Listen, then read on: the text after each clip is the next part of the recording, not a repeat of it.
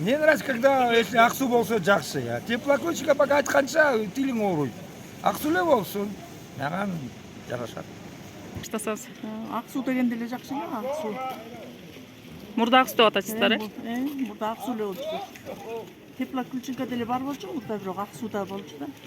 Ак суу бири калп деле ак суу болсо деле болот да. Мен макулмун ал Аксу. Атам замандан бери кыргыздын аталып келген айылы да Аксу да. Аны илгери Союз убагында теплоключиккеде орустар койгон аттар. Сабы көп да. Сакалап, төлмөй деген.